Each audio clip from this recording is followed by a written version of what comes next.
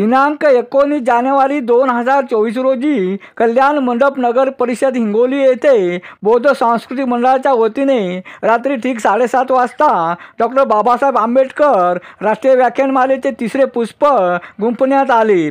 प्रमुख व्याख्याते शिक्षण संचालक उच्च शिक्षण विभाग पुणे प्राध्यापक डॉक्टर शैलेंद्र देवळांकर यांनी डॉक्टर बाबासाहेब आंबेडकरांची विदेश नीती यावर उत्कृष्ट व्याख्यान सादर केले। यावेळी निवृत्ती हरजी सरकटे, डॉक्टर बाबासाहेब आंबेडकर व्याख्यानमालेचे अध्यक्ष प्राध्यापक डॉक्टर शत्रुघ्न जाधव, उपाध्यक्ष कैलास भुजंगळे, सुभाष भिसे, सचिव प्राध्यापक डॉक्टर सुखदेव बलखंडे, सहसचिव भीमराव कुरवाडे, कोषाध्यक्ष प्राध्यापक डॉक्टर सचिन हाटकर व बौद्ध उपासक उपासिका मोठ्या संख्येने उपस्थित होत्या। Arun Dipke, TV7 Hingoli. Infrastructure development आपलं जे मॉडेल आहे जे बाबासाहेबांनी सांगितलं होतं ते भारतात इम्प्लिमेंट झालं, पण ते दक्षिण कोरियामध्ये इम्प्लिमेंट झालं। दक्षिण कोरिया छोटा देश, आपण घरामध्ये गेले सॅमसंगचा टीव्ही लावतो, व्हर्लपूलचं वॉशिंग मशीन वापरतो, अशा प्रकारचे होम अप्लायन्सेस जे 90% भारतीय वापरतात हे बनवणारा देश आहे दक्षिण कोरिया।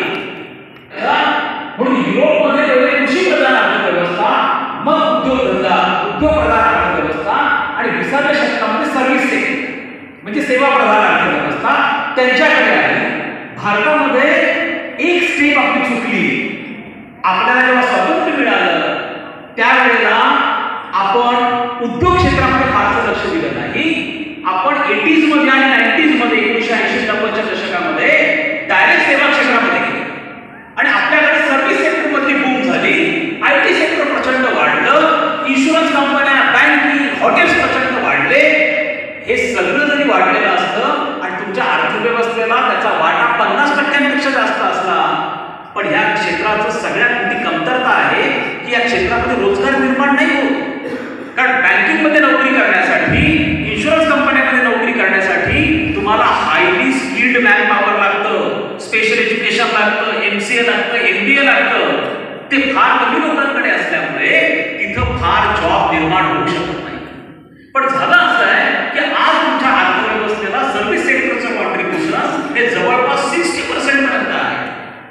ऍग्रीकल्चर, कृषी क्षेत्र, त्याचं उत्पादन क्षमता कमी झाली। स्वातंत्र्य मिळालं तेव्हा कृषी क्षेत्राचा वाटा तुमच्या GDP मध्ये 63% होता।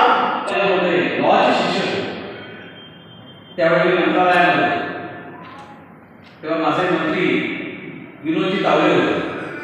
मी त्यांना विनंती केली, म्हटलं माझी अत्यंत मनापासून श्रद्धा आहे त्या बाबासाहेबांचं वाचन करत, अनुकरण करत मी लहानाचं मोठं झालो। एकदा तरी म्हटलं ज्या वास्तूला बाबासाहेबांचे पाय लागले त्या वास्तूमध्ये मला एक पोस्ट आहे। त्यांनी मला गव्हर्नमेंट लॉ कॉलेजचे प्रिन्सिपल बनवलं आणि मी प्रिन्सिपल केलं। कारण मी 6 महिने प्रिन्सिपल होतो, पण अत्यंत प्रतिष्ठित कॉलेज की महाराष्ट्राचे चीफ जस्टिस जे आहेत त्याच्या गव्हर्निंग बॉडीचे अध्यक्ष आहेत, पण तो सन्मानी मला मिळाला आणि माझ्या अंतरी ओढ मनाची ओढ। आणि मग त्यांचा माझं सगळं शिक्षण हे दिल्लीला झालं, जवाहरलाल नेहरू युनिव्हर्सिटीमध्ये 12 वर्ष दिल्लीला होतं। आणि त्यावेळेला सातत्याने चर्चेमधून जे विषय निघायचे त्यावेळेला सातत्याने गोष्ट काढल्या